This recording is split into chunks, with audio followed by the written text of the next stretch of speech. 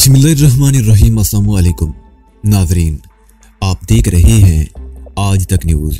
इससे पहले आप इस कहानी की 29 इक़्सा सुन चुके हैं और अब किस नंबर 30 मुलाहिज़ा फरमाएं।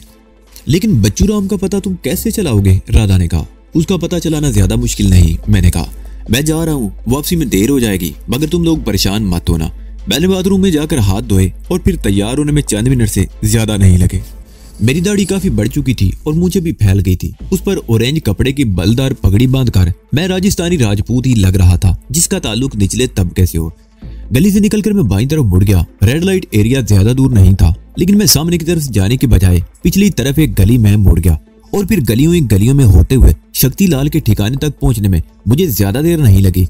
उस वक्त बानूट भी वहां मौजूद था। मुझे देखते ही दोनों के चेहरों पर रौनक आ गई। पाए लागू गोरू, शक्ति ने मेरे हाथ पैरों की तरफ झुकाते हुए कहा और उठने की कोशिश करने लगा। लेटे रहो, मैं कहते हुए चारपाई के सामने कुर्सी पर बैठ गया।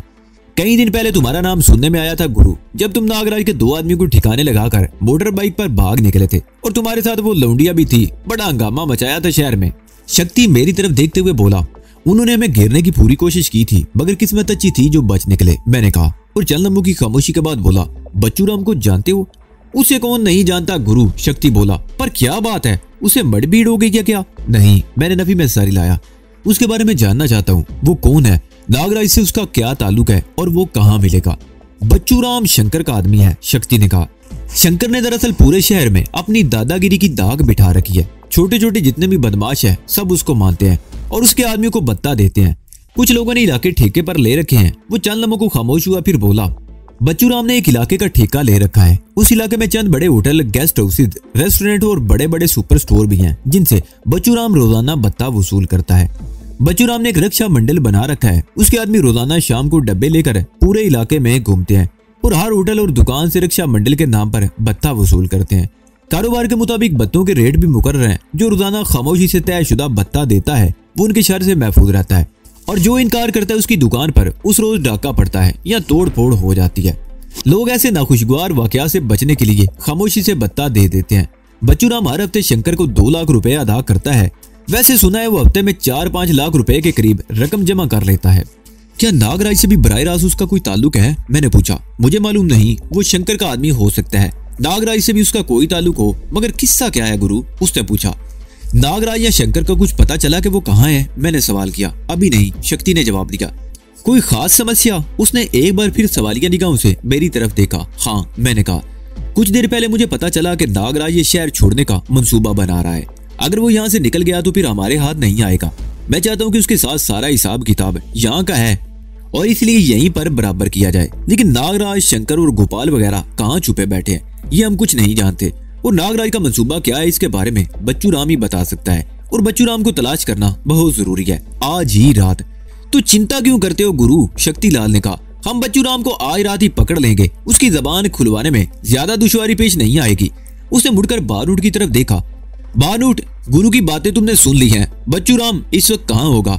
इस वक्त वो बद्री के शराब खाने में होगा। रोजाना रात 10 बजे के बाद वो वहीं मिलता है। मैं 1 घंटे के अंदर अंदर उसे यहाँ बुलाकर गुरु के कदमों में फेंक दूंगा। यहाँ नहीं, मैं जल्दी से बोला।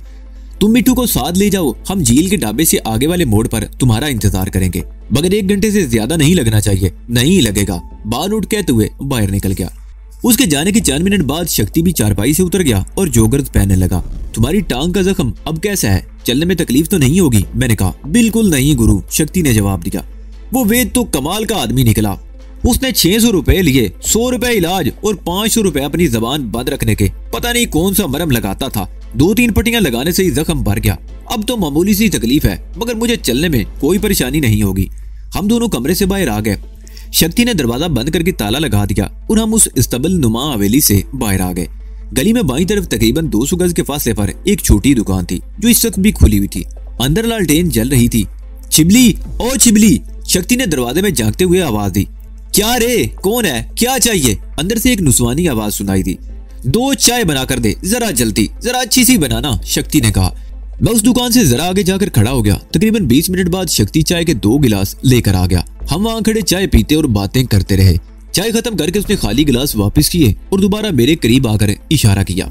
वहां से तकरीबन 100 गज आगे एक मोड़ था। उस मोड़ के एक तरफ तो तारीकी में डूबे हुए पुरानी तर्ज के मकान थे और दूसरी तरफ आगे वैराना था। उस मोड़ पर एक गाड़ी के हेडलैम्प्स की रोशनियां देखकर हम दोनों टीले की आड़ में चले गए। वो एक खुली जीप थी जो मोड़ पर आकर रुक गई। एक आदमी उतरकर आगे और इधर उधर देखने लगा। जीप रुकते ही हेडलैम्प बुझा दिए गए, लेकिन उस आदमी की आवाज सुनते ही हम सामने आ गए। वो बानूट था। जीप के पीछे वाली सीटें आमने सामने थी। एक सीट पर 3 आदमी बैठे हुए थे। बीच वाले के मुंह में कपड़ा ठूंसा हुआ था और हाथ पुश्त पर बंधे हुए थे। दोनों आदमियों में से एक के हाथ में पिस्तौल था और दूसरे के हाथ में चाकू। मैं और शक्ति सामने वाली सीट पर बैठ गए और बारूद ने स्टीयरिंग संभाल लिया और इंजन स्टार्ट करके जीप आगे बढ़ा दी। उसने हेडलैम्प्स रोशन नहीं किए। वो अमावस की रात थी, गहरी तारीकी थी, हाथ को हाथ सुझाई नहीं देता था। उस तारीकी में रोशनी के बगैर जीप चलाना खतरे से खाली नहीं था, लेकिन बारूद बड़ी महारत का मुजाहरा कर रहा था और रास्ता भी गालिबन उसका देखा भाला था और वो गालिबन ये भी जानता था कि उसे कहाँ जाना है। तकरीबन 20 मिनट तक टीलों में चलने के बाद जीप एक और तंग से रास्ते पर मुड़ गई। तकरीबन 200 गज आगे किसी इमारत के खंडर थे। बारूद जीप को उन खंडरों में ले गया और एक दीवार की आड़ में रोककर हेडलैम्प्स रोशन कर दिए। पीछे बिट्टू के साथ शक्ति का एक और आदमी था जो बच्चूराम को जीप से उतारकर हेडलैम्प्स की रोशनी में ले आए। शक्ति ने उसके मुंह में ठुलसा हुआ कपड़ा निकाल दिया और हाथ भी खोल दिए। फिर मेरी तरफ देखते हुए बोला, गुरु पूछ लो जो पूछना है, तुम लोग बचोगे नहीं। बच्चूराम बोल उठा, जब मेरे आदमी को पता चलेगा कि मुझे किडनैप किया गया है तो वो तुम में से किसी को जिंदा नहीं छोड़ेंगे। वो तो तुम्हारा खोज नहीं लगा पाएंगे, हमें कैसे ढूंढेंगे। शक्ति ने उसे जोरदार ठोक कर मारते हुए कहा, अगर तुम तशद्दुद से बचना चाहते हो तो मेरी बातों का ठीक ठीक जवाब दो। मैंने आगे बढ़ते हुए कहा और जवाब का इंतजार किए बगैर बोला, नागराज ये शहर छोड़कर कहाँ जाना चाहता है, उसका मंसूबा क्या है। बच्चूराम चौंक गया, उसका चेहरा एकदम धुआं हो गया। वो खौफजदा नजरों से मेरी तरफ देखने लगा, फिर बोला, मैं नागराज के किसी मंसूबे के बारे में कुछ नहीं जानता। तो फिर तुम्हें कैसे पता चला कि वो यहाँ से जाने वाला है। मैंने उसके चेहरे पर नजरें जमा दी। नहीं, मुझे तो कुछ नहीं मालूम, वो गिड़गिड़ाया। मैंने मजीद कुछ पूछे बगैर उस पर ठोकरों की बारिश शुरू कर दी। वो जमीन पर लुटता और चीखता रहा। एक मौके पर उसने उठकर भागने की कोशिश भी की, मगर बारूद ने उसे पकड़ दिया और घुन से ठोकरें मारते हुए मेरे कदमों में ला फेंका। अबे जबान खोलता है या तेरी जबान काट दूं। बारूद ने उसे बालों से पकड़कर सर को पीछे की तरफ झुका दिया और दूसरे हाथ में पकड़ा हुआ चाकू उसके चेहरे के सामने लहराने लगा।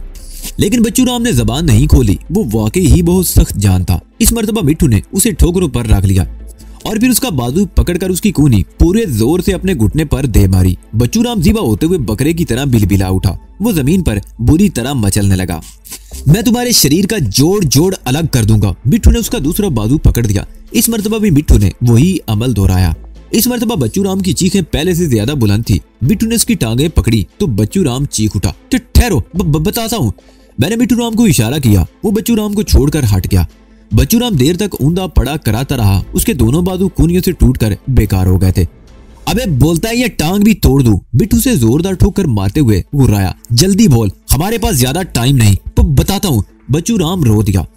मैंने चंद मिनट उसे मौका दिया कि अपने आप को संभाल ले। फिर मैंने सवालात का सिलसिला शुरू कर दिया। वो फर बोलने लगा। कैंप की तबाही के बाद बड़े बड़े अफीसर नागराज से नाराज हो चुके हैं। नागराज ने सारा इल्जाम अगरचे एक पाकिस्तानी आतंकवादी पर लगा दिया है, लेकिन वो अपने आप को भी बरीउल जिम्मा साबित नहीं कर सकता। आला हुकाम को भी ये शुबा है कि अचाल शवाल मंदिर को आग भी इसी ने लगवाई थी। कोई एक शख्स इतनी बड़ी बिल्डिंग, बल्कि एक दूसरे से मिली हुई कई बिल्डिंगों को इस तरह आग नहीं लगा सकता कि बैक वक्त आग भड़क उठे। नागराज पर अगरचे ये इल्जाम साबित नहीं हो सका, मगर उसकी तहकीकात के लिए दिल्ली से माहिरीन बुलवाए गए हैं। नागराज को राह की पुष्पनाही हासिल थी, मगर वो भी अब उससे नाराज है, क्योंकि ये इंकिशाफ भी हुआ है कि उसने अपनी जाती दुश्मनी की बिना पर राह के भी कई आदमियों को मरवा दिया था। सरकार नागराज को महज इसलिए छूट दे रही है कि वो एक और खतरनाक मंसूबे पर काम कर रहा है। वो मंसूबा मुकम्मल हो जाने से हमारी सरकार पाकिस्तान में दहशतगर्दी का ऐसा तूफान उठा देगी जिस पर वहां की सरकार काबू नहीं पा सकेगी।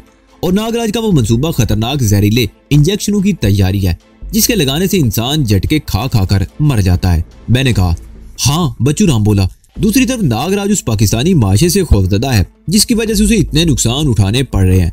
नागराज के कई अहम आदमी उसके हाथों मारे जा चुके हैं और नागराज को डर है कि अगर यही सूरत-ए-हाल रही तो वो पाकिस्तानी नौजवान किसी वक्त उस तक भी पहुंच जाएगा, और इसलिए उसने यहाँ से चले जाने का मंसूबा बनाया है ताकि किसी महफूज मुकाम पर जाकर अपने मंसूबे पर काम कर सके।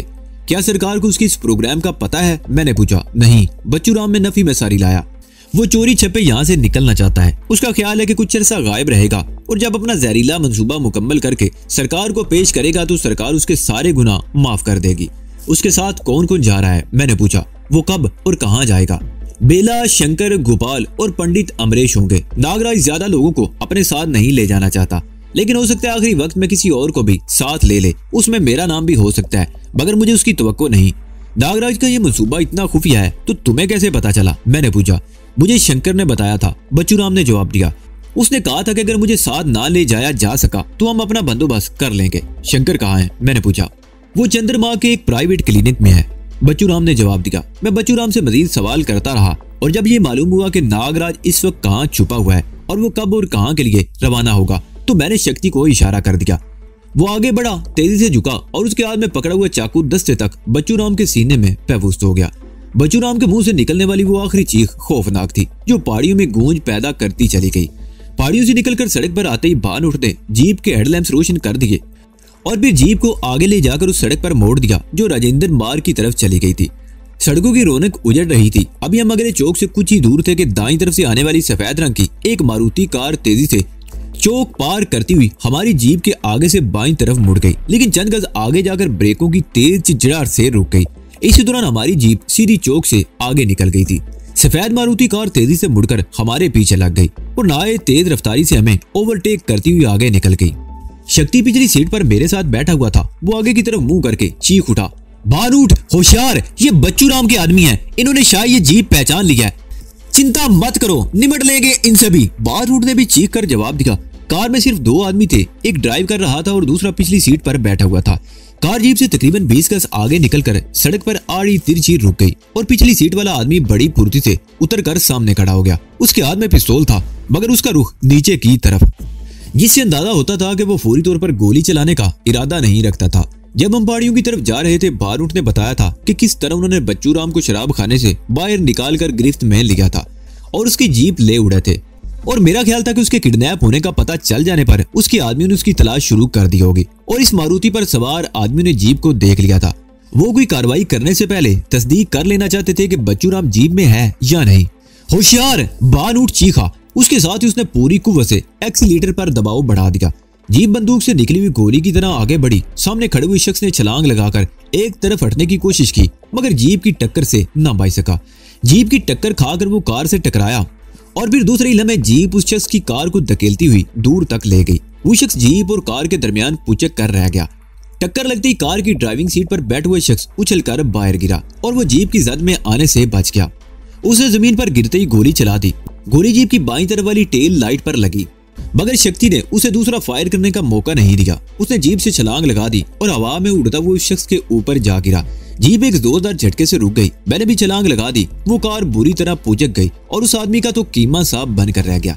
शक्ति और दूसरा आदमी आपस में गुत्थम गुत्था थे। शक्ति ने उसका पिस्तौल वाला हाथ गिरफ्त में ले रखा था। मैंने तेजी से आगे बढ़कर उस शख्स के बाजू पर पैर रख दिया और पूरी कुव्वत से उसे कुचलने लगा। उसके हाथ की उंगलियां खुल गई और पिस्तौल शक्ति के कब्जे में आ गया। शक्ति उछलकर खड़ा हो गया और पे दर पे उसके सीने पर 3 गोलियां चला दी। बारूद इसी दौरान जीप को रिवर्स में लेकर कई गज पीछे ले जा चुका था। मैं और शक्ति जीप की तरफ दौड़े और हमारे बैठते ही जीप उछलकर आगे बढ़ गई। बिट्ठू और उसका साथी पहले ही जीप पर सवार हो चुके थे। बारूद, शक्ति ने उस आदमी से छीना हुआ पिस्तौल जेब में रखते हुए कहा, पहले गुरु को इसके ठिकाने पर छोड़ो और फिर जीप को किसी वीरान सड़क पर छोड़ दो। किस तरफ जाना है गुरु? आखिरी अल्फाज उसने मेरी तरफ देखते हुए कहे। मैंने इधर उधर देखा और फिर रास्ता बताने लगा। फिर रत्ना के मकान वाली गली से तकरीबन 2 फरलांग के फासले पर जीप रुकवा ली। मेरे उतरते ही जीप फराटे भरती हुई आगे निकल गई। मैं जब रत्ना के मकान के सामने पहुंचा तो रात आधी से ज्यादा बीत चुकी थी। मैंने ओले से दस्तक दी। उसके 1 मिनट बाद अंदर वाला दरवाजा खुला। कदमों की हल्की सी आवाज उभरी और बाहर वाले दरवाजे के करीब रत्ना की सरगोशियाना आवाज सुनाई दी। कौन है? मैं हूँ रत्ना, दरवाजा खोलो। मैंने भी सरगोशी में जवाब दिया। दरवाजा आहिस्ते से खुल गया और मैं अंदर दाखिल हो गया। वो दोनों जाग रही थी और मुझे अंदाजा लगाने में दुश्वारी पेश नहीं आई कि दोनों में दोस्ती हो चुकी थी, क्योंकि यहाँ आने के बाद मैंने राधा के रवैये में कशीदगी और तनाव के जो आसार महसूस किए थे वो खत्म हो चुके थे। मैं तो समझी थी तुम आज रात भी गायब रहोगे किसी और के पास। राधा ने शरारत अमेज नजरों से मेरी तरफ देखते हुए कहा। वैसे एक ठिकाना तो था जहाँ रात गुजार सकता था, मैंने भी मुस्कुराते हुए कहा, और उसका पता भी तुम ही ने बताया था। कौन सा ठिकाना? राधा की बमें तन गई। मैंने तुम्हें कौन सा पता बताया था? लक्ष्मी को भूल गई? मैंने कहा, कोई इमरजेंसी होती तो मैं उसके यहाँ चला जाता, मगर हमने सूरत पर काबू पा लिया था और यहाँ तक आने में कोई परेशानी भी नहीं हुई। हम लोगों से तुम्हारी क्या मुराद है? राधा ने मुझे घूरा। दुश्मनों की शहर में मेरे और भी कुछ हमदर्द हैं, मैंने मुस्कुराते हुए कहा। और वो भी मेरे एक इशारे पर जान देने और लेने को तैयार रहते हैं। और वो लोग आज रात कम से कम 3 आदमियों को नरक में पहुंचा चुके हैं। ओह, राधा के मुंह से गहरा सांस निकल गया। बहरहाल तुम जिस काम के लिए गए थे उसका क्या हुआ, वही बताने जा रहा हूँ। मैंने कहा, रत्ना की इतला दुरुस्त है। नागराज ये शहर छोड़ने का मंसूबा बना रहा है। मैंने बच्चूराम से सब कुछ उगलवा लिया है और उसकी जबान भी हमेशा के लिए बंद कर दी है। मैं चंद लम्हों के लिए खामोश हुआ, फिर उन्हें तफसील से सब कुछ बताने लगा। आखिर में मैं कह रहा था, राव वाले भी नागराज से नाराज हैं। कैंप की तबाही के बावजूद उसे महज इसलिए छूट दी जा रही है कि वो जहरीले इंजेक्शन तैयार करने के मंसूबे पर काम कर रहा है। नागराज का ख्याल है कि यहाँ रहकर वो मेरी वजह से सुकून से काम नहीं कर सकेगा। इसके अलावा राव वाले भी उसे परेशान करेंगे, इसलिए वो चोरी छप्पे अपने खास आदमियों के साथ निकल जाने का मंसूबा बना रहा है। वो किसी ऐसी जगह जाना चाहता है जहाँ राव वाले भी उसका सुराग ना लगा सके और वो सुकून से अपने मंसूबे पर काम कर सके। उसका ख्याल है जब वो अपना मंसूबा मुकम्मल करके पेश करेगा तो सरकार उसके पिछले सारे गुनाह माफ कर देगी। मैं चंद लम्हों को खामोश हुआ, फिर बोला, लेकिन मैं ना तो उसे यहाँ से जाने का मौका दूंगा और ना ही वो मंसूबा मुकम्मल कर सकेगा। उसने जिस तरह मेरे मुल्क के बेगुनाह शहरियों पर दहशतगर्दी की सूरत में अदाब नादल कर रखा है, उसकी मैं उसे ऐसी सदा दूंगा कि आइंदा ऐसा कोई मंसूबा बनाते वक्त यहाँ की सरकार को 100 मरतबा सोचना पड़ेगा।